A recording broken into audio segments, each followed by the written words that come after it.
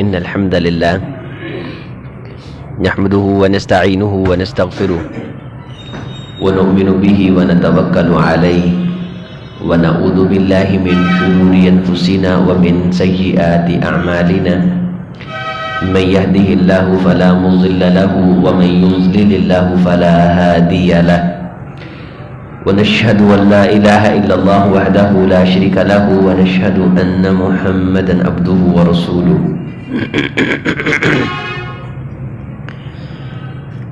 اللهم صل على محمد وعلى آل محمد كما صليت على إبراهيم وعلى آل إبراهيم إنك حميد مجيد اللهم بارك على محمد وعلى آل محمد كما باركت على إبراهيم وعلى آل إبراهيم إنك حميد مجيد رب اشرح لي صدري ويسر لي أمري واحلل عقدة من لساني يفقهوا قولي رب زدني علما سبحانك لا علم لنا إلا ما علمتنا إنك أنت العليم الحكيم قال الله تعالى في كلامه الحميد وكلا وعد الله الحسنى وقال تعالى هو الذي أنزل السكينة في قلوب المؤمنين وقال تعالى ثم أنزل الله سكينته على رسوله وعلى المؤمنين وأنزل جنودا لم تروها وعذب الذين كفروا وقال النبي صلى الله عليه وسلم اللهم اجعله هاديا مهديا واهد به او كما قال علیہ الصلاۃ والسلام۔ تمام تر تعریفات اللہ کے لیے اور بہت بہت درود و سلام سید الکونین امام الہدیٰ جناب محمد رسول اللہ صلی اللہ علیہ وسلم کی ذات اعلیٰ و بالا کے لیے۔ انتہائی محترم مکرم موقر معزز دوستوں بزرگوں نوجوان بھائیوں، پچھلی مجالس میں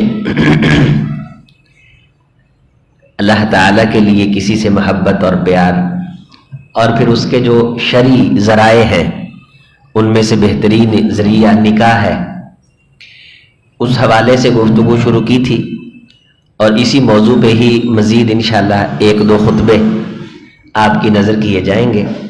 لیکن آج کے جمعہ میں چونکہ رجب میں حضرت امیر معاویہ رضی اللہ تعالی عنہ کی 22 رجب کو وفات کے حوالہ سے زیادہ تر روایات ہیں، بعض اس سے اختلاف بھی کرتے ہیں، لیکن چونکہ مسلمانوں کے اندر جو واعظ و نصیحت کا سلسلہ ہے، اس واعظ و نصیحت کے سلسلے میں حضرات صحابہ کے موضوع کو ایک خاص اہمیت حاصل ہے کہ ان کا تذکرہ کیا جاتا ہے اور ان کی صفات اور ان کے کارہائے نمایاں اور ان کی شان سے عامت الناس کو آگاہ کیا جاتا ہے۔ حضرت امیر معاویہ رضی اللہ تعالی عنہ انہیں امت نے فرق قرار دیا ہے حضرات صحابہ کرام رضوان اللہ علیہ مجمعین سے محبت کرنے اور نفرت کرنے والوں کے درمیان، اور یقیناً یہ دیکھا گیا ہے کہ جس کے دل میں حضرت امیر معاویہ رضی اللہ تعالی عنہ کی محبت ہے وہ یقیناً حضرت علی المرتضیٰ رضی اللہ تعالی عنہ کو بھی قبول کرتا ہے، اور یہی اسلام کی فطرت اور اسلام کا اصول ہے کہ ہم قبول کریں، اعتراف کریں۔ منہج اپنی جگہ پہ، منہج یہ ہے کہ حضرت امیر معاویہ رضی اللہ تعالی عنہ کسی بھی لحاظ سے حضرت علی المرتضیٰ رضی اللہ تعالی عنہ کے برابر نہیں ہے، لیکن حضرت امیر معاویہ رضی اللہ تعالی عنہ اس عظیم گروہ میں سے ہیں جس عظیم گروہ کو اصحاب محمد کہا جاتا ہے صلی اللہ علیہ وسلم۔ اسلام ہمیں بالکل اس بات کی اجازت نہیں دیتا کہ کسی شخصیت کی عظمت کو دلیل اور بنیاد بنا کے کسی دوسرے کی شخصیت پہ اعتراض کیا جائے۔ تمہید میں آپ چند باتیں انتہائی غور سے سماعت فرمائی تو آپ کو بہت سارے اصول سمجھ آئیں گے انشاءاللہ۔ کسی بھی آپ کی فیلڈ میں کسی بندے کے ساتھ تعلقات نبھانے کے حوالے سے یہ باتیں فائدہ دیں گی۔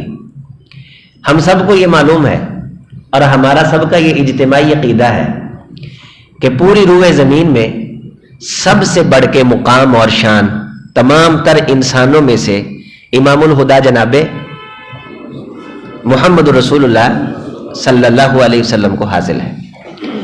یہ مقام تب ہے جب آپ کی فضیلت بیان کرنا مقصود ہو، جب آپ کی شان بیان کرنا مقصود ہو، اور اگر نبی صلی اللہ علیہ وسلم کی شان کو بنیاد بنا کے کسی دوسرے نبی کی شان میں تنقیص کرنا مقصود ہو تو اس وقت فرمایا کہ لا نفرق بین احد من رسولی، یہ قرآن کی آیت ہے کہ رسولوں کے درمیان اس لحاظ سے فرق نہیں کیا جا سکتا کہ کسی ایک کی عظمت میں سے دوسرے کی تنقیص کا پہلو نکالا جائے، ورنہ یہ الگ قرآن مجید میں بات ہے کہ تلک الرسل فضلنا بعضهم علی بعض، یہ رسولوں کی جماعت ہے، ہم ان میں سے ایک کو دوسرے پہ فضیلت دیتے آئے ہیں۔ یہ بھی سورۃ البقرہ میں تلک الرسل فضلنا بعضهم علی بعض، یہ تیسرے پارے کی ابتدا ہے سورۃ البقرہ میں، اور یہ بھی سورۃ البقرہ میں ہی ہے کہ لا نفرق بین احد من رسولی، ہم رسولوں کے درمیان فرق کرنے کے قائل نہیں۔ ایک جگہ یہ بات بیان ہو رہی ہے کہ رسول کو رسول پہ فضیلت ہے، جب کسی کو دوسرے پہ فضیلت ہو تو اس کا مطلب یہ ہے کہ ایک کا درجہ کم ہے اور دوسرے کا زیادہ ہے، نہیں۔ جب حضرات انبیاء کی بات ہوتی ہے تو وہاں اوپر والے کو دیکھ کے نیچے والے کو نہیں دیکھا جاتا۔ جب آپ اوپر والے کو دیکھ کے نیچے والے کو دیکھتے ہیں تو نیچے والا کم درجے کا نظر آتا ہے۔ حضرات صحابہ اکرام اور حضرات انبیاء پہلے نمبر پہ اور صحابہ دوسرے نمبر پہ۔ یہاں اللہ نے جو مدارج بنائے ہیں وہ یہ ہے کہ نیچے سے اوپر کو دیکھا جاتا ہے کہ آپ کو عیسیٰ علیہ الصلوۃ والسلام یہاں کھڑے نظر آئیں گے، اونچے، انتہائی اونچے نظر آئیں گے۔ آپ تھوڑا سا اور اونچا ہونے کی کوشش کریں گے تو یہاں آپ کو موسیٰ علیہ السلام نظر آئیں گے، اور اوپر جائیں گے اور مطالعہ کریں گے، وجدان کے اور دریچے کھلیں گے تو جناب محمد رسول اللہ صلی اللہ علیہ وسلم ان سبھی کے مقامات کے اوپر فائز نظر آئیں گے۔ تو جب آپ نیچے سے اوپر کی طرف جا رہے ہوں گے تو آپ کو کچھ چھوٹا نظر نہیں آئے گا، آپ یہ کہیں گے کہ اس کا درجہ شان اتنا ہے، فلاں کا درجہ اس سے زیادہ ہے، فلاں کا درجہ اس سے زیادہ ہے۔ یہاں سے یہ منطقی استدلال کرتے ہوئے یہ بات نہیں کی جائے گی کہ اس کا مقام زیادہ ہے لہٰذا اس کا مقام کم ہے، کسی نبی کے حوالے سے تنقیص کے الفاظ استعمال نہیں کیے جائیں گے، کسی کی شان میں تقصیر نہیں کی جائے گی، اس سے منع کیا۔ اور ایک حدیث جو بطور دلیل اس آیت طیبہ کی تفسیر کرتی کہ اہل کتاب میں سے ایک شخص کے درمیان اور نبی صلی اللہ علیہ وسلم کے ایک صحابی کے درمیان کچھ جھگڑا ہو گیا۔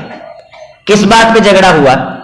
اس نے کہا کہ ہمارے نبی افضل ہیں، تو صحابی نے کیا کہا؟ ہمارے نبی افضل ہے، اور ساتھ میں یہ بات کر دی کہ تمہارے نبی کی شان اتنی نہیں، ہمارے نبی کی شان زیادہ ہے۔ جب یہ کہا جائے گا کہ اس نبی کی شان اتنی نہیں تو تنقیص کا لفظ پیغمبر کے ساتھ منسلک ہو گیا، اس سے نبی صلی اللہ علیہ وسلم نے منع کیا۔ آپ کی بارگاہ میں یہ بات آئی اور یہ تو سب کو معلوم ہے کہ انبیاء میں سے اللہ تعالیٰ نے حضرت موسیٰ علیہ الصلوۃ والسلام کو جس شان اور اعزاز سے نوازا ہے، یہ شان اور اعزاز تمام انبیاء کے حصے میں نہیں آیا۔ حضرت یونس علیہ الصلوۃ والسلام کا تذکرہ قرآن مجید میں موسیٰ علیہ الصلوۃ والسلام کے تذکرے کے برابر نہیں آیا۔ حضرت موسیٰ علیہ الصلوۃ والسلام کا تذکرہ حضرت یونس علیہ الصلوۃ والسلام کے تذکرے سے زیادہ ہے۔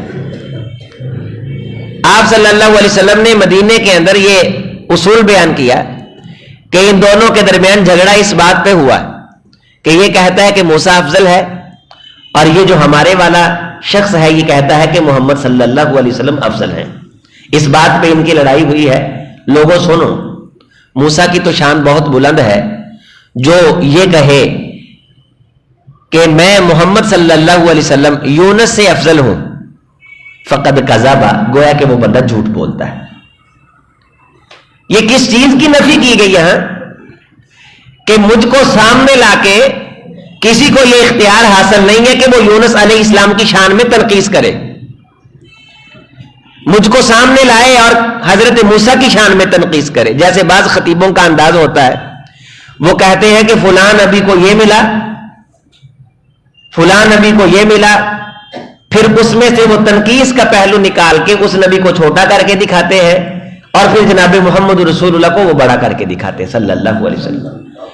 اگرچہ پوری امت کا اتفاق اور منہج ہمارا یہ کہ تمام تر انبیاء اور رسول کی سرداری کا شرف جناب محمد رسول اللہ صلی اللہ علیہ وسلم کو حاصل ہے، لیکن جب شان بیان کی جائے گی تو اس شان بیان کرنے کے معارف کو لوگوں تک پہنچاتے ہوئے اس کی بنیاد میں اور اس کی اوٹ میں کسی دوسرے صحابی کی، کسی دوسرے نبی کی تنقیص کا پہلو بالکل نہیں نکالا جائے گا. ہمارے ہاں دو موضوع گڈمڈ کر دیے جاتے ہیں. کہا جاتا ہے کہ میں عقیدہ توحید بیان کرنے آیا ہوں، لیکن شرک کی مذمت کی جاتی ہے. عقیدہ توحید اور ہے، شرک کی مذمت بیان کرنا اور ہے، اسلام کی تعریف کرنا اور ہے، اور کفر کو برا کہنا یہ ایک اور موضوع ہے. حضرت امیر معاویہ رضی اللہ تعالی عنہ کی شان کو تسلیم کرنا یہ اور بات ہے. اسی طرح حضرت علی المرتضی رضی اللہ تعالیٰ عنہ کی شان بیان کرنا یہ اور بات ہے. لیکن کیا یہ شان محتاج ہے اس بات کی کہ تب تک بیان ہی نہیں ہو سکتی جب تک کہ کسی دوسرے کی تنقیص نہ بیان کی جائے؟ یہ اصول دنیا کے اعتبار سے تو کسی کی عظمت میں اضافہ کر سکتا ہے کہ جب تک میں فلاں کی تنقیص نہ کروں تب تک فلاں کی شان کا حق ادا نہیں ہوتا. اس طرح کے بھونڈے اصول اور اسلوب کا حضرات صحابہ کی چراگاہ میں کوئی مقام نہیں ہے، اس کی کوئی جگہ نہیں ہے. یہ وہ لوگ نہیں ہیں کہ جہاں ایک کی عظمت بیان کرنے کے لیے نعوذ باللہ دوسرے کے کیڑے نکالے جائیں اور دوسرے کے کیڑے نکال کے یہ ثابت کرنے کی کوشش کی جائے کہ اس کا مطلب یہ ہے کہ یہ جناب علی المرتضی رضی اللہ تعالیٰ عنہ کی شان بیان کر رہا ہے، اس لیے شان علی المرتضی رضی اللہ تعالیٰ عنہ بیان کرنے کے لیے نعوذ باللہ حضرت امیر معاویہ رضی اللہ تعالیٰ عنہ کی تنقیص لازم ہے. اس اسلوب کا، اس انداز تکلم کا اور انداز کتابت کا اور انداز خطابت و گفتگو کا حضرات صحابہ کرام رضوان اللہ علیہ مجمعین کی سیرتوں کے حوالے سے نہ کسی نے اس طرح لکھا ہے، اور جس نے اس طرح کوشش کی ہے اس کو امت مسلمہ کی اجتماعی فکر نے قبول نہیں کیا ہے، اگرچہ وہ مولانا مودودی کا قلم ہی کیوں نہیں ہے. ایک بات یہ ہوئی. دوسری بات یہ سنیے، امام الہدیٰ علیہ الصلوۃ والسلام نے فرمایا، یہ حدیث ہے، لوگوں لا تدابروا ولا تباغضوا ولا تحاسدوا ولا تناجشوا، آپس میں دل میں بغض نہ رکھو، ایک دوسرے کو دھوکہ دینے کی کوشش نہ کرو، ایک دوسرے کی جڑیں نہ کاٹو، ایک دوسرے کے پاس جو چیز ہے اس کو زائل ہونے کے بارے دل میں خیال لے کے نہ ہو. اللہ کے لیے بھائی بھائی بنو. تقوی یہاں ہے، دل کی طرف اشارہ کیا، تقوی یہاں ہے، تقوی یہاں ہے. اس کے بعد فرمایا حرام دمہ و ارزہ و مالہ لا یحقر احدکم اخا المسلم، تم میں سے کوئی شخص اپنے کسی مسلمان بھائی کو حقیر نہ جانے. اور آگے تشریح فرمائی، اللہ نے حرام کی ہے تمہاری عزت ایک دوسرے پہ، تمہارا وقار اس کو مجروح کرنا، تمہارا سٹیٹس اس کو خاک میں ملانا. اللہ تعالیٰ نے ایسے اصول و ضوابط تمہارے اوپر حرام کیے ہیں جن کی بنیاد پہ تم دوسرے کی عزت کو خاک میں ملاؤ. حرام کا لفظ غور فرمائیں، واضح لفظ ہے حرام کا. بخاری شریف میں، مسلم میں، کتب ستہ میں مضبوط ترین اخلاقی اقدار کو سنوارنے والی یہ حدیث ہے کہ اللہ کے رسول صلی اللہ علیہ وسلم نے کسی مسلمان کی عزت کو خاک میں ملانا، اس کی تذلیل کرنا، اس کی عزت کو نوچنا، اس کی شان پہ نقد کرنا، اسے کیا قرار دیا ہے؟ حرام قرار دیا ہے. اور دوسری حدیث، اس حدیث کے بعد سنیں گے اور پھر حضرت امیر معاویہ رضی اللہ تعالیٰ عنہ کی سیرت مبارکہ کی طرف بڑھتے ہیں. امام ابو حنیفہ رحمہ اللہ نے اس حدیث طیبہ کو دین کا خلاصہ قرار دیا ہے.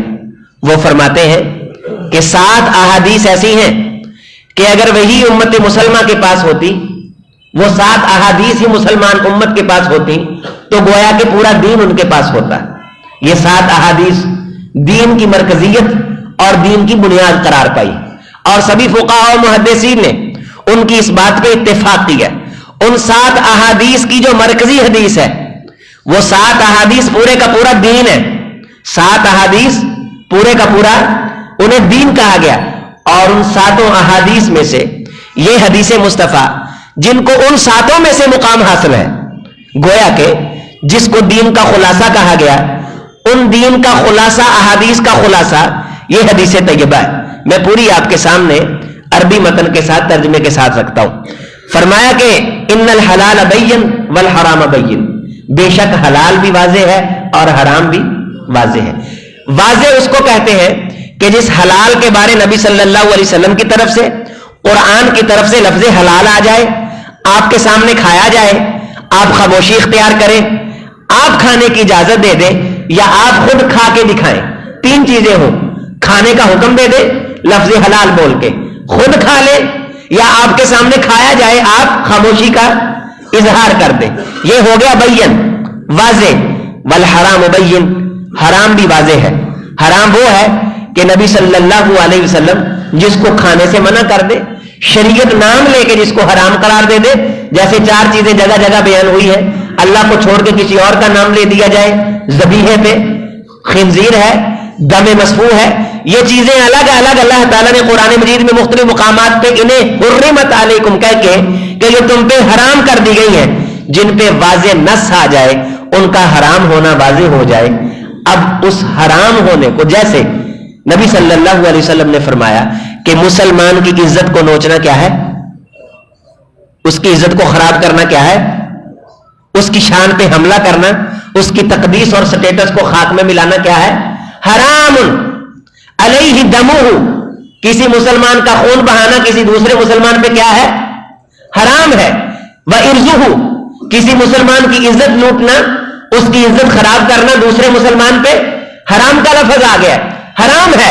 وَمَالُ، کسی مسلمان کا مال لوٹنا اور اسے اپنے لیے جائز سمجھنا، چوری کر کے، ڈرا دھمکا کے، ڈاکے کی شکل میں یا رشوت کی شکل میں، کسی بھی شکل میں واضح طور پہ نص آ گئی کہ یہ حرام ہے، تو یہ دونوں چیزیں اس میں ڈسکس ہو رہی ہے، حلال واضح اور حرام واضح ہے۔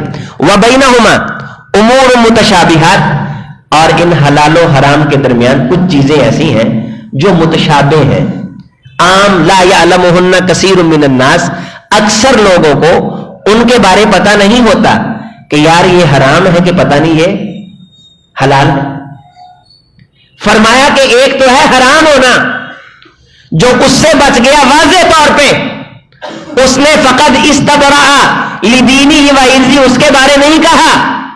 فرمایا ایک چیز ہے اس کے بارے واضح اسے نص نہیں مل رہی، آیا یہ حلال ہے یا حرام ہے، اسے شک پڑ گیا، کسی چیز کو اس نے اس بنیاد پہ چھوڑ دیا، اسے پکا پتہ نہیں تھا کہ یہ حرام ہے کہ نہیں، صرف اسے شک پڑا کہ کہیں یہ حرام نہ ہو، شک کی بنیاد پہ اس چیز سے دور ہو گیا۔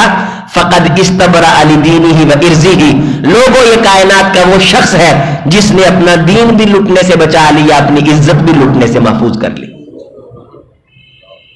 ایک ہے واضح کہ صحابی کی حرمت پہ حملہ کرنا کیا ہے، حرام ہے، ایک واضح نہیں، ایک تو واضح ہے۔ اور فرمایا کہ ایک شخص، جس شخص کو کسی بات کے بارے پتا چل گیا کہ یہ معاملہ ہے، لیکن اس کو اس بارے یہ کنفرم نہ ہوا کہ یہ حلال ہے کہ حرام، جائز ہے کہ ناجائز، شک پڑ گیا اس کو، لیکن شک ہو جانے کی بنیاد پہ یا اس کے پاس نص نہیں آئی کہ اس کے لیے حلال ہے کہ نہیں، نص نہ ہونے کی بنیاد پہ، اپنے گمان کی بنیاد پہ اس نے اگر اس کو استعمال کر لیا، وقع فی الحرام، تو اس بندے کو حرام کھانے کی عادت پڑ جائے گی، حرام بولنے کی عادت پڑ جائے گی، حرام کہنے کی عادت پڑ جائے گی۔ فمن وقع فی الشبہات وقع فی الحرام، جو متشابہ چیزوں میں پڑا گویا کہ حرام چیزوں میں پڑ گیا۔ ایک تھا کہ واضح نص تھی، ایک طرف واضح نص ہے کہ مسلمان کی حرمت ایک دوسرے پہ اللہ کے رسول نے حرام قرار دی ہے، تو جو واضح نص کی مخالفت کرے اس کی زندگی کا کیا بنے گا؟ یہاں مشابہ میں کوئی پڑے واقع فی الحرام، اس کی زندگی حرام خوری کی عادت میں ڈل جائے اور وہ حرام خور بنے، اور ایک شخص واضح نصوص کی مخالفت کرے اور ان نفوس قدسیہ جن کی عصمت اور عزت کے بارے رسول اللہ صلی اللہ علیہ وسلم نے بیت اللہ کو یہ مخاطب کر کے کہا تھا کہ اے بیت اللہ، اے مکہ مکرمہ، تیری شان بڑی ہے، تیرا مقام بڑا ہے، تیری حیثیت بڑی ہے، لیکن ایک ایمان والے کو اللہ تعالیٰ نے تجھ سے زیادہ شان عطا کی، تجھ سے زیادہ شان عطا کی۔ ایک ایمان والے کی حرمت کو، اس کی عزت اور شان کو امام الہدیٰ نے ایسے بیان کیا، اے لوگوں، جس طرح آج کا دن حرمت والا ہے، اور آپ کو معلوم ہے یہ کب کی بات ہے؟ یہ حجۃ الوداع کی بات ہے، اور امیر معاویہ رضی اللہ تعالیٰ عنہ کب اسلام لائے؟ فتح مکہ کے موقع پہ کہا جاتا ہے، لیکن ان سے جو روایت حضرت امیر معاویہ رضی اللہ تعالیٰ عنہ کی بذات خود اپنی جو روایت ہے، وہ فرماتے ہیں کہ میں عمرۃ القضاء سنہ 7 ہجری کے موقع پہ اسلام قبول کر چکا تھا، لیکن میں نے ابھی اپنے والد کے سامنے اس کا اظہار نہیں کیا تھا۔ فتح مکہ کے موقع پہ آپ نے واضح طور پہ اعلان کر دیا، اور اس کے فوری بعد غزوہ حنین ہوا، اور اس غزوہ حنین میں حضرت امیر معاویہ رضی اللہ تعالی عنہ جناب محمد رسول اللہ صلی اللہ علیہ وسلم کے ساتھ اس غزوے کے اندر شریک ہوئے۔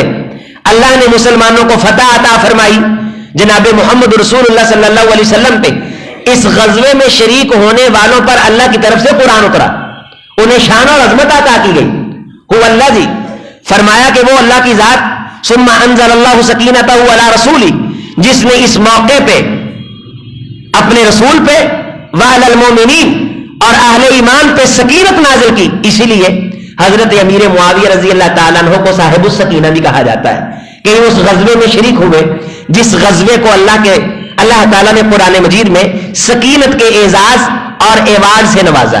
وَأَنزَلَ جُلُودًا لَّمْ تَرَوْهَا، اور اللہ نے اپنے محمد صلی اللہ علیہ وسلم کے ساتھیوں کی ایسے لشکروں سے مدد کی جن لشکروں کو آنکھوں سے دیکھا نہیں جا سکتا تھا۔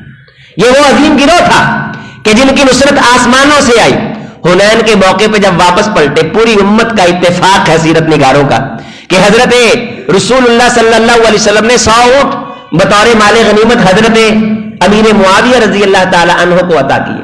وہ فرماتے خود حضرت امیر معاویہ رضی اللہ تعالی کہ اس کے بعد میں رسول اللہ صلی اللہ علیہ وسلم سے چمٹ گیا، اور آپ صلی اللہ علیہ وسلم نے مجھے کتابت کے لیے رکھ لیا، اور میں 7 ہجری کے بعد اسلام کو قبول کر چکا، اور نبی صلی اللہ علیہ وسلم نے جب مکہ فتح کیا اس وقت اعلان کر چکا، اور آپ کی آخری سانس تک نبی صلی اللہ علیہ وسلم کے دنیا سے جانے تلک میں ساتھ رہا، اور اس دوران میں نے جناب محمد رسول اللہ صلی اللہ علیہ وسلم کے خطوط بھی لکھے جو آپ ارسال کرتے تھے، میں نے آپ صلی اللہ علیہ وسلم کے کہے پہ قرآن مجید کی آیات طیبات کی کتابت بھی کی، اور 173 کے قریب احادیث مستفوی ہیں جو حضرت امیر معاویہ رضی اللہ تعالی عنہ کے ذریعے سے ان کے نام سے جو ان کی روایت ہیں جو انہوں نے بیان کی ہیں وہ مسلمانوں تلک منتقل ہوئی ہیں اور مسلمانوں تلک پہنچی ہیں، اور کتب احادیث کے اندر وہ موجود ہیں اور سند کے ساتھ ان کو بیان کیا اور پڑھا جاتا ہے۔ یہ وہ احادیث ہیں جو محدثین نے حاصل کر لی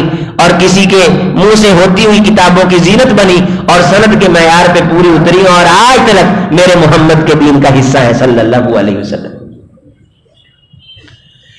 یہ ساری جو تمہید میں آپ کے سامنے رکھ رہا ہوں، اس میں آپ دیکھیں کہ حجۃ الوداع کے موقع پہ جب آپ اپنا زندگی کا آخری حج فرما رہے، حضرت امیر معاویہ رضی اللہ تعالیٰ عنہ اس سے پہلے اسلام میں داخل ہو چکے، جناب ابو سفیان رضی اللہ تعالیٰ عنہ اس سے پہلے اسلام میں داخل ہو چکے، سیدہ ہندہ حضرت امیر معاویہ رضی اللہ تعالیٰ عنہ کی والدہ محترمہ، جب میرے نبی نے قبول کیا انہیں،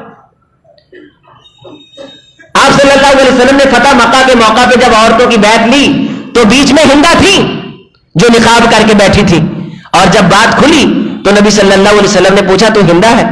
تو کہا اللہ کے رسول مجھے معاف کیجئے، مجھ سے درگزر کیجئے، اللہ آپ پہ رحمتیں بھیجے، اللہ آپ پہ انعامات کی کثرت کرے، اللہ آپ سے خوش اور راضی، آپ ہم سے خوش اور راضی ہو جائیں. نبی صلی اللہ علیہ وسلم نے فرمایا ہندا جا میں محمد نے تجھے معاف کیا صلی اللہ علیہ وسلم. اور اس کے بعد ان لوگوں کو اتنا احساس ہوا کہ حضرت ابو سفیان رضی اللہ تعالیٰ عنہ ہمیشہ حضرت امیر معاویہ رضی اللہ تعالیٰ عنہ سے یہ کہا کرتے تھے کہ بیٹے ہم نے سنہرا چانس گنوا لیا, ہم نے اسلام قبول کرنے میں لیٹ اور تاخیر کر دی ہے, میرے بیٹے اب ان کمیوں کا ازالہ کرو.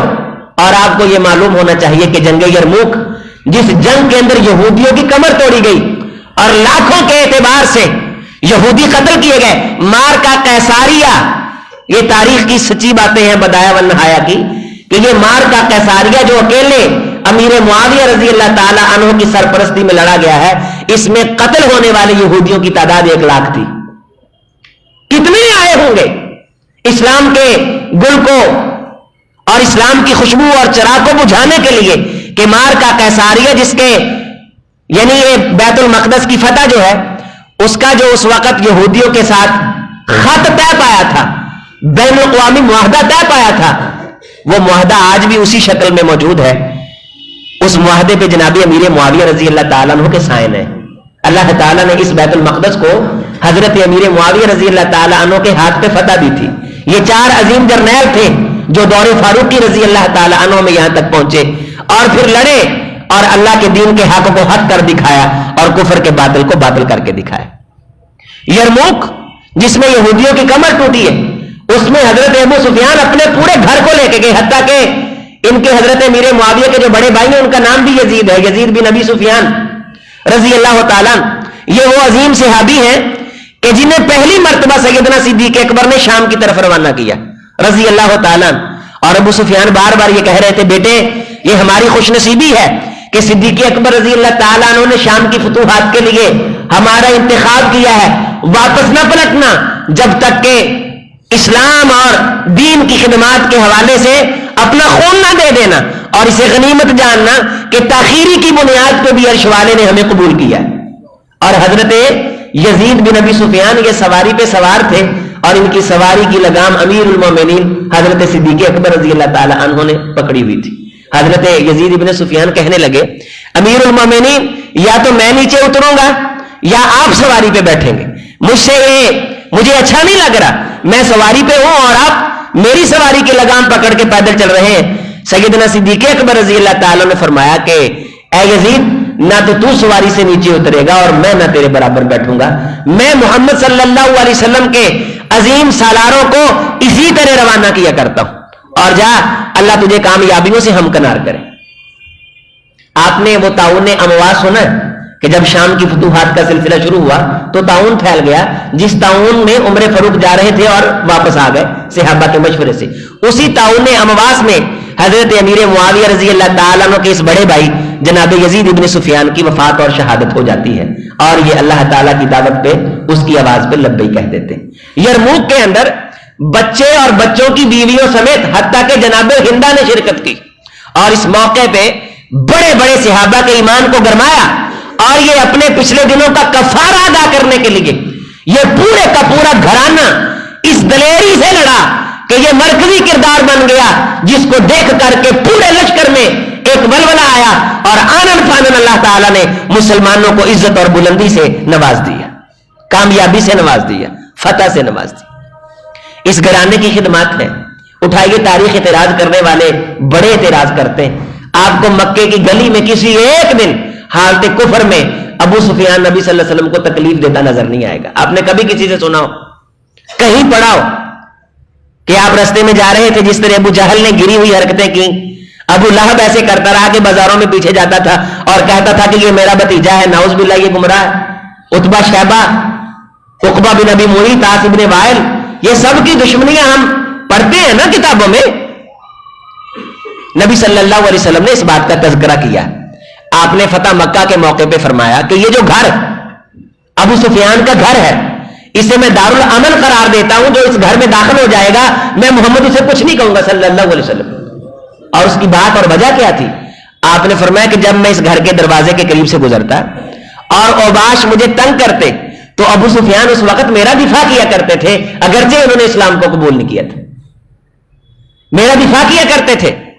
اور یہ گھرانہ وہ ہے, امام الہدا کا گھرانہ کہ جو ہر کسی کے احسان کو یاد رکھتا ہے.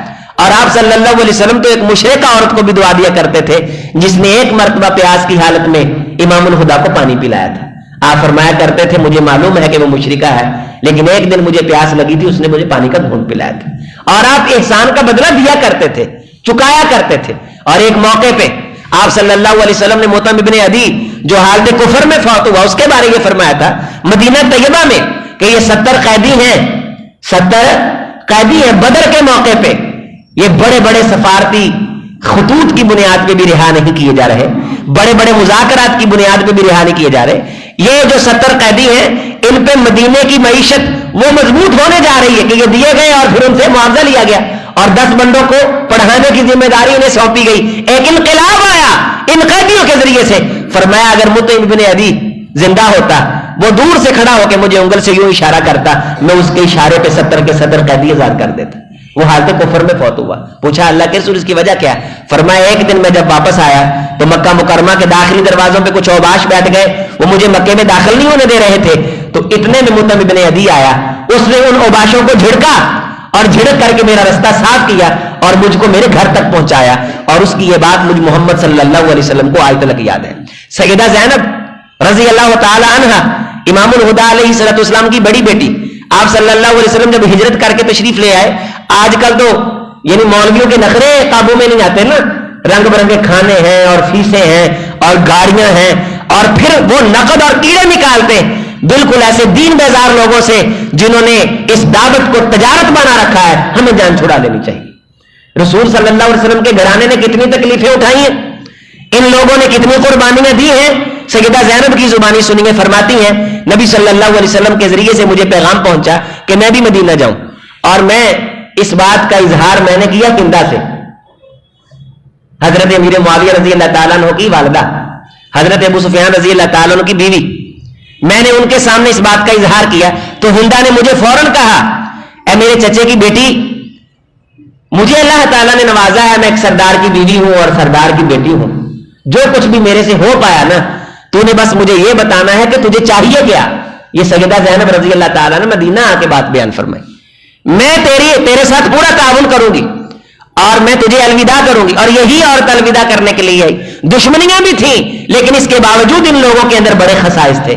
آپ نے وہ مسلم شریف کی حدیث مجھ سے بارہا اس منبر پہ سنی ہے کہ نبی صلی اللہ علیہ وسلم کی ہجو نعوذ باللہ توہین کے کلمات کہے گئے تو حضرت حسان ابن ثابت رضی اللہ تعالی عنہ نے مشرکین کی مذمت بیان کی نبی صلی اللہ علیہ وسلم کے دفاع میں. جب وہ قصیدہ لکھ کے لے کے آئے تو رسول اللہ نے فرمایا صلی اللہ علیہ وسلم نے کہ یہ قصیدہ پہلے ابو بکر کو سناؤ, کہیں تم میرے دفاع میں ابو سفیان کو برا نہ کہہ گئے ہو, کیونکہ ابو سفیان میرا رشتہ دار ہے, جبکہ اس وقت ابو سفیان ایمان نہیں لایا تھا. یہ بڑے لوگ تھے, ایک دوسرے کو اس لحاظ سے قبول کرتے تھے, ایک دوسرے کی بات کا اعتراف کرتے تھے اور پاس رکھتے تھے. اور یہ گھرانہ جب اسلام لے آیا, ایمان لے آیا, آج کے 14ویں صدی کے کسی محقق کو ہم یہ رستہ نہیں دے سکتے کہ وہ ان کے ایمان پہ ڈسکس کرے جنہیں جناب محمد رسول اللہ صلی اللہ علیہ وسلم نے قبول کیا. اور ان کے جو درمیانی رنجشیں تھیں ان کو ہوا دے کے گستاخی کا مرتکب ہو. اس لیے محدثین نے لکھا ہے کہ تمام صحابہ کا اگر دفاع چاہتے ہو تو پوری امت سے یہ قرارداد منظور کرواؤ کہ وہ سیدنا امیر معاویہ رضی اللہ تعالی عنہ کے بارے اپنی زبان کو خاموش رکھیں. یہ دروازہ ہے جو سیدنا امیر معاویہ رضی اللہ تعالی عنہ پہ زبان دراز کرے گا, دروازہ کھل جائے گا تمام صحابہ کی حرمت کو پامال کرنے کا. یہ ستر ہے, یہ پردہ ہے.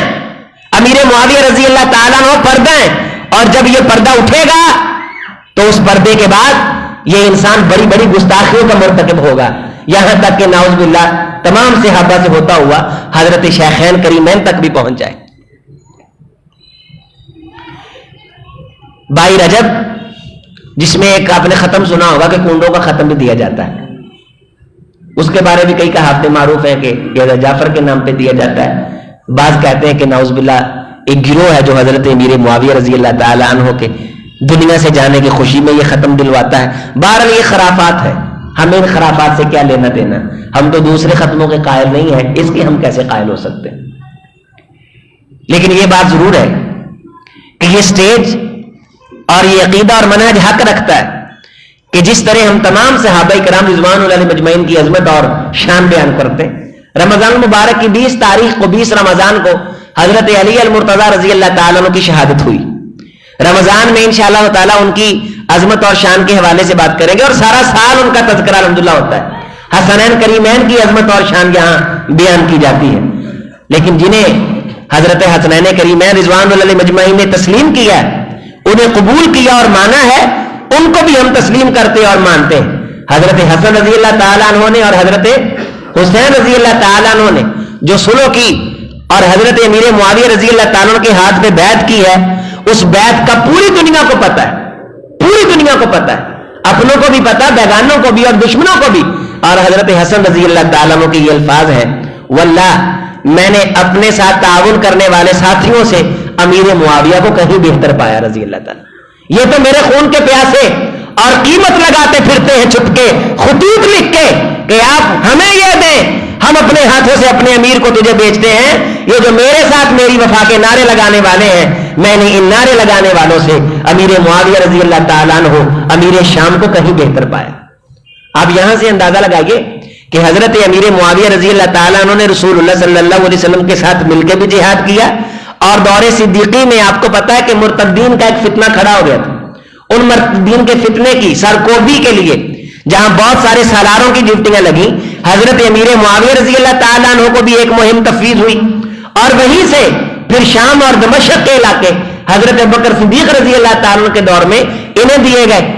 اور حضرت عمر فاروق رضی اللہ تعالیٰ عنہ نے جب مارکہ قیصاریہ, جس میں قبرص ہے اور بعد کے اندر یہ ہمس کی فتوحات ہیں, پورے کا پورا شام ہے, مسلمانوں کو اللہ تعالیٰ نے عزت اور شان سے بلندیاں عطا کی, اور مسلمانوں کی دولت کے اندر, دولت من حکومت ہے, حکومت کے اندر جب اضافے ہوئے, جیسے کہا جاتا ہے دولت بنی امیہ یا دولت عباس, حکومت اسلام کے اندر, سلطنت اسلام کے اندر کثرت کے ساتھ اضافہ. لیکن اس کے باوجود کہ ان کی خدمات تھیں, سب کچھ تھا, حضرت عمر فاروق رضی اللہ تعالی عنہ سختی فرماتے تھے پوری کی پوری. جس طرح عام انویسٹیگیشن دوسرے گورنروں سے کرتے تھے, اسی طرح حضرت امیر معاویہ رضی اللہ تعالیٰ سے کی جاتی تھی. ایک موقع پہ حج کا موقع تھا, اس سے پہلے امیر معاویہ رضی اللہ تعالیٰ مدینہ طیبہ تشریف لے آئے. حضرت عمر فاروق رضی اللہ تعالیٰ نے دیکھا کہ انہوں نے تھوڑا سا قیمتی لباس پہن رکھا ہے. وجہ پوچھی تو بتلانے لگے, اللہ کے رسول وہاں یہودیوں کے اہل کتاب کے چونکہ جاسوس پھرتے ہیں, تو ان کو دکھانے کے لیے کہ یہ شان و شوکت والے لوگ ہیں, یہ بھوکے نہیں ہیں, چونکہ وہ ہمیں ظاہر سے دیکھ کے یہ سمجھ لیتے ہیں کہ شاید یہ اب نیچے چلے گئے ہیں, وہ تخریب کاریاں کرنا شروع کر دیتے ہیں. تو صرف اس لیے اگر آپ کہتے ہیں تو آئندہ کے بعد ہم یہ استعمال نہیں کریں گے. حضرت عمر فاروق رضی اللہ تعالی عنہ نے فرمایا, نہ ہی میں اس کی اجازت دیتا ہوں, نہ ہی میں اسے منع کرتا ہوں, جیسے تم مناسب سمجھتے ہو کر لو. ایک اور موقع پہ ذرا قیمتی لباس دیکھا تو روایت کے اندر یہ جملے ہیں کہ عمر فاروق رضی اللہ تعالیٰ عنہ نے اپنے ہاتھ میں کوڑا پکڑا تھا اور 2-3 درے لگا دیے امیر معاویہ رضی اللہ تعالیٰ عنہ کو. تو کسی کہنے والے نے کہا کہ امیر المومنین آپ نے امیر معاویہ کو درے کیوں لگائے جبکہ یہ تو بڑا محنتی نوجوان ہے, جو بھی آپ اس کے کام ذمہ لگاتے ہیں وہ کام کرتا ہے. تو حضرت عمر فاروق کے یہ الفاظ ہیں, واللہ اللہ کی قسم, واللہ اللہ کی قسم, واللہ اللہ کی قسم, 3 مرتبہ فرمایا اللہ کی قسم ہے, اس میں میں نے خیر ہی دیکھی ہے اور اس سے مجھ تک خیر ہی پہنچی ہے, لیکن درے میں نے اس لیے لگائے کہ یہ تفوق بنائے پھرتا تھا, کہیں اس کے اندر میں نہ آ جائے. یہ عمر فاروق رضی اللہ تعالیٰ کی عادت مبارکہ تھی. ایک دن حضرت کعب کو دیکھا کہ وہ صحابہ کے جھرمٹ میں کھڑے ہوئے اور لوگ ان کے سامنے بیٹھے مسائل پوچھ رہے اور عاجزی کا اظہار کر رہے. ان کے بھی 2 لگا دی. امیر المومنین تھے, تربیت کرتے تھے. پوچھنے والے نے وجہ پوچھی تو فرمانے لگے صرف اس لیے کیا ہے کہ کہیں ان میں میں نہ آ جائے. اور خود بھی حضرت کی یہ عادت تھی کہ منبر پہ بیٹھ کے لوگوں سے پوچھا کرتے تھے, استفسار کیا کرتے تھے کہ لوگوں مجھے جانتے ہو, میں کون ہوں؟ لوگ کہا کرتے تھے کہ آپ امیر المومنین ہیں, خلیفۃ المسلمین ہیں. فرمایا کرتے تھے نہیں, یہ تو میں اب ہوں, اس سے پہلے میں مکے کی فلاں عورت کی بکریاں چرایا کرتا تھا اور اس کی بکریوں کی مینگنیاں اٹھایا کرتا تھا, اس کی بکریوں کی مینگنیاں اٹھایا کرتا تھا. اور پھر اس عورت کا نام لے کے کہا کرتے تھے کہ مکے کے لوگ مجھے اس کے نوکر کے نام سے جانتے تھے, مکے کے لوگ مجھے اس کے ملازم اور نوکر کے نام سے جانتے تھے. اتنا کہا اور رو پڑے. پوچھنے والے نے وجہ پوچھی کہ حضرت اتنی بات کی اور رو دی اور ممبر سے اتر آئے, بات سمجھ کوئی نہیں آئی. فرمانے لگے یہ سارا سیگمنٹ میں نے اپنے آپ کو سمجھانے کے لیے کیا ہے, ذرا دل کے اندر میں آ گئی تھی. عمر آج تیری عمر ہو رہی ہے مشرق مغرب میں, جنوب شمال میں, تو جی چاہا ممبر رسول پہ بیٹھ کے اپنی اوقات کو یاد کر. تو ان کے تربیت یافتہ لوگ جنہیں وہ قبول کریں, یعنی عمر فاروق, انہیں فاروق کیوں کہا گیا تھا کہ عمر تیرے ذریعے سے اللہ نے حق اور باطل کے درمیان آج فرق کر دیا, آج اللہ نے عزتیں عطا کر دی. یہ مراد نبوی ہیں, دعائے مصطفی ہیں, عمر فاروق ہیں. فرقت بین الحق والباطل, تو جہاں سے گزرتا ہے شیطان وہ رستے چھوڑ جاتا ہے. اس عمر فاروق رضی اللہ تعالی عنہ نے حضرت امیر معاویہ رضی اللہ تعالی عنہ کو قیصاریہ کے مارکے پہ جب بھیجا, اسی طرح بھیجا جس طرح یزید ابن ابی سفیان رضی اللہ تعالیٰ عنہ کو سیدنا صدیق اکبر نے بھیجا تھا, اور فرمایا کہ اے معاویہ میں تجھے اللہ کے نام کو یاد دلاتا ہوں, اور اس مارکے کے اندر لا حول ولا قوت الا باللہ کی تسبیح کثرت سے کرنا. جن زبانوں پہ یہ تسبیح آ جاتی ہے اللہ انہیں کامیابیوں سے ہمکنار کر دیتے. کتنی ساری احادیث, یہ بھی حدیث حضرت امیر معاویہ رضی اللہ تعالیٰ عنہ سے پہنچی. دین کی خدمات میں اس ذات کا حصہ ہے, لیکن ان کے باہمی اختلافات کو دلیل بنا کے اور اس کو بنیاد بنا کے نعوذ باللہ اسلام کو بطور گالی پیش کیا جائے, اہل ایمان اور اہل اسلام اس بات کی مذمت کرتے. اور تکلیف محسوس ہوئی ایک گروہ کو بڑی, جب الیاس اتاری, آپ نے سنا وہ جو مدنی چینل والے ہیں نا, سارے آپ جانتے ہیں, ہری پگڑی باندھتے ہیں, آپ میں سے اکثر لوگ, بلکہ ہم میں سے اکثر لوگ انہیں طوطا کہتے ہیں نا. انہوں نے یہ اعلان کیا کہ ہم حضرت امیر معاویہ رضی اللہ تعالی عنہ کے نام پہ 200 نئی مسجد تعمیر کریں گے اور ان کا نام مسجد امیر معاویہ رکھیں گے. یہ وہ متفقات ہیں. 2 دن پہلے بریلوی مکتبہ فکر کے ایک مہان عالم دین ہے سعید اسد, یہ فیصلہ آباد کی بزرگ شخصیت ہے. حضرات صحابہ کرام رضوان اللہ علیہ مجمعین کی متفقہ عظمت کے حوالے سے بڑا کام کر رہے ہیں. ہم نے ان کا کھانا کیا تھا ادھر, ہماری جو مسجد کے صدر ہیں حاجی سعید صاحب, انہوں نے وہاں یہ بات ہوئی تو وہاں بات چلتے چلتے کہنے لگے کہ 2 گروہ بنیں گے, ایک سادات کا گروہ بنے گا اور ایک صحابہ کا گروہ بنے گا. اب جو آگے صف بندی ہونے جا رہی ہے, لیکن میں جب بھی سادات جنہوں نے اپنے آپ کو شاہ بنا رکھا ہے, سید بنا رکھا ہے, میں جب بھی ان کے پاس جاتا ہوں تو ان سے یہ پوچھتا ہوں, اے سادات کے گروہ, جو گروہ صحابہ کی عظمت کے گن گاتا ہے, کبھی ان کے منہ سے تم نے اہل بیت کے خلاف کوئی بات سنی؟ جو گروہ حضرات صحابہ کرام کی عظمت کا جھنڈا اٹھا کے کھڑا ہوا ہے, اس گروہ سے کبھی تم نے حضرات صحابہ کی توہین بارے کوئی جملہ سنا؟ کہتے نہیں. وہ کہتے کہ پھر میں ان کو بتلاتا ہوں کہ جو سادات کہتے ہیں, ان میں سے کئی لوگوں کی میں زبانیں تم کو دکھا سکتا ہوں جو صحابہ کرام پہ زہر کے تیر چلاتی اور نشتر چلاتی. حضرات اہل بیت کے تقدس کی آڑ میں صحابہ کرام رضوان اللہ علیہ مجمعین کے ناموس پہ کیا کرتی ہیں؟ حملہ کرتی. اور اس سے اگلی جو صف بندی ہونے جا رہی ہے کہ حضرات صحابہ کرام رضوان اللہ علیہ مجمعین کی عظمت پہ بھی ہم اتفاق کر لیں گے, لیکن حضرت امیر معاویہ رضی اللہ تعالیٰ عنہ کے نام کو درمیان سے نعوذ باللہ نکالا جائے. اس مرکزی دروازے کو آپ نے پچھلے سال سنا نہیں؟ یہ جو پریس کانفرنس ہوئی اس میں اس نے اعلان کہا کہ اب آپ کتابوں کے اندر امیر معاویہ رضی اللہ تعالیٰ عنہ لکھیں گے, ہمارے بچے نہیں یہ کتابیں پڑھ سکتے. یعنی اس ڈٹائی کے ساتھ, اتنی زبردستی کے ساتھ گناہ کی دعوت اور صحابہ کی حرمت کو پامال کرنے کا اعلان, ہم علل اعلان عظمت کرنے سے کب تک شرماتے اور لجاتے رہیں گے؟ یہ دور ہے اور یہ وقت ہے, یہ زمانہ ہے, یہ دن ہے تمام صحابہ کرام رضوان اللہ علیہ مجمعین کی عظمت کا جھنڈا اٹھانے کے. اور کوئی شخص عظمت پاتا ہے رسول کی بارگاہ میں, وہ آپ کا اپنا ہے یا بیگانہ, وہ صحابی ہونے کی بنیاد پہ پاتا ہے, وہ لا الہ الا اللہ محمد رسول اللہ پڑھنے کی بنیاد پہ پاتا ہے. پھر سعید اسد صاحب کا دوسرا واقعہ میں آپ کو سنا کے بات کو مکمل کرتا ہوں. دوسری بات انہوں نے سنائی کہ ہماری جماعت کے ایک محدث تھے, وہ ایک سیدوں کا گاؤں تھا, وہ سیدوں کے گاؤں میں گئے. کہتے ہیں کہ ہمارے درمیان یہ ایک غلط منہج پایا جاتا ہے کہ سید اگر گنہگار بھی ہو, خطا کار بھی ہو اور مجرم بھی ہو, اس کو مجرم نہیں کہا جائے گا, اس کو مجرم نہیں کہا جائے گا. جبکہ نبی صلی اللہ علیہ وسلم کی یہ حدیث ہے من بطا بہ عملو لم یسر بہ نسب، جس کے عمل نے اسے پیچھے کر دیا اس کا نسب اس کو آگے نہیں کر سکے گا، اس کا نسب اس کو آگے نہیں بڑھا سکے گا. جس کا عمل اس کو پیچھے لے گیا اس کا نسب اس کو آگے نہیں لا سکے گا. تو وہ ہماری جماعت کے بزرگ محدث سیدوں کے گاؤں میں یہ گفتگو کرتے کہنے لگے لوگوں نبی صلی اللہ علیہ وسلم کے ساتھ خونی رشتے اس وقت کام آئیں گے جب نبی صلی اللہ علیہ وسلم کی بات کو قبول اور تسلیم کیا جائے گا. اگر آپ کی بات کو قبول اور تسلیم نہیں کیا جائے گا تو تب نبی صلی اللہ علیہ وسلم کے ساتھ خونی رشتہ قیامت کے دن کام نہیں آئے گا. انہوں نے گاؤں سے نکال دیا، کہا آئندہ نہیں بلائیں گے. اگلے سال کچھ لوگوں نے کہا کہ انہیں بلائیں، اختلاف ہو گیا. بعد نے کہا کہ نہیں وہ سیدوں کے جو کے خلاف بولے. بات جب ان تک پہنچی تو انہوں نے چودھری کو پیغام بھیجا. اس نے کہا کہ تم آج سارا دن یہ اعلان کرو ممبر پہ کھڑے ہو کے اسپیکر چلا کے کہ ہم محمد رسول اللہ کی امت نہیں ہے، ہم ان کا کہا نہیں مانتے، ہم ان کے رشتہ دار ہیں، ہم سید ہیں، ہمارا خونی رشتہ ہے، لیکن ان کی بات کو تسلیم نہیں کرتے، قبول نہیں کرتے. کیا دنیا تمہیں تسلیم کر لے گی یا محجے سے نکال باہر پھینکے گی؟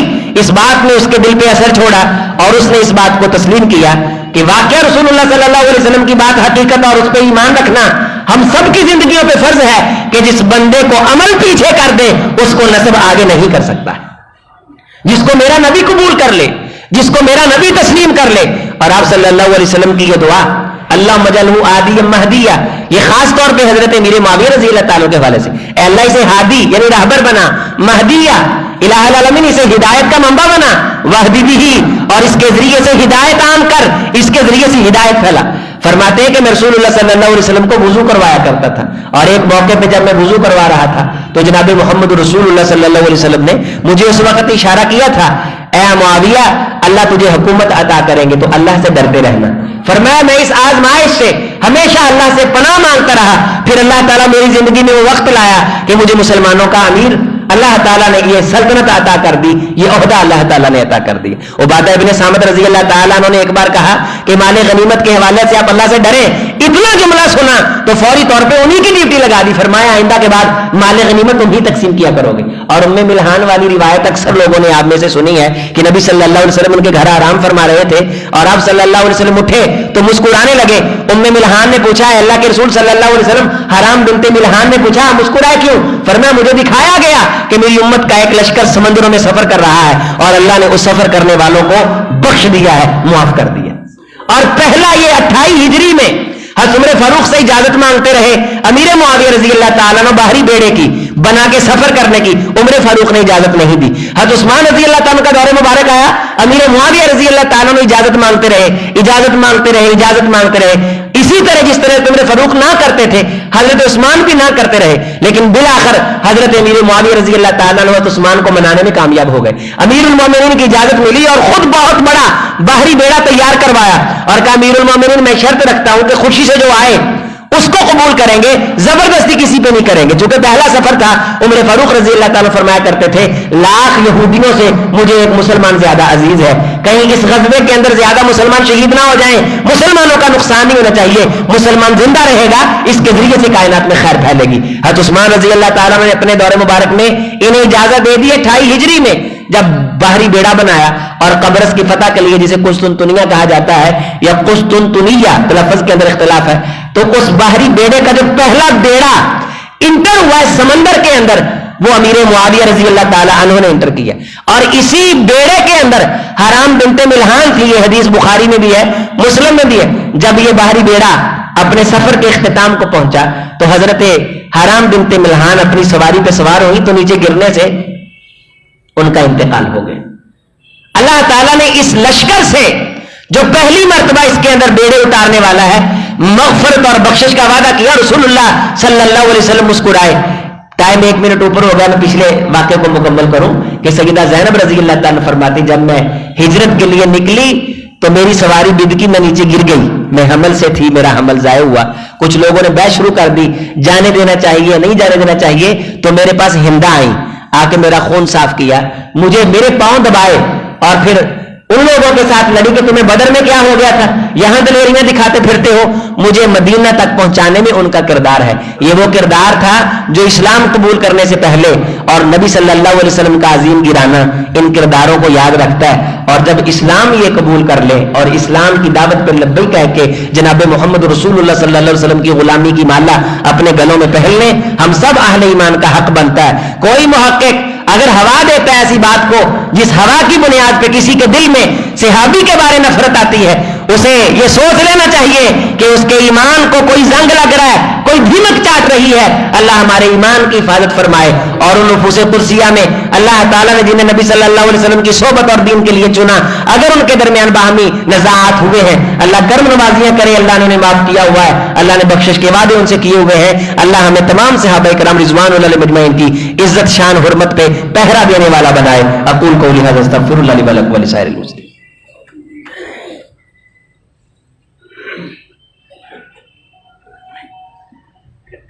बिस्मिल्लाह वस्सलातु वस्सलामु अला रसूलिल्लाह रब्बि यस्सिर वला तुअस्सिर व तम्मिम बिल खैर अल्लाहुम्मा अरिनल हक़्क़ हक़्क़न वरज़ुक़ना इत्तिबाअह व अरिनल बातिला बातिलन वरज़ुक़ना इज्तिनाबह अल्लाहुम्मा सल्लि अला मुहम्मद व अला आलि मुहम्मद व बारिक व सल्लिम व सल्लि अलैहि। अज़ीज़ान गिरामी, आप सबको पिछले जुम्मे में भी मैंने तवज्जो दिलाई थी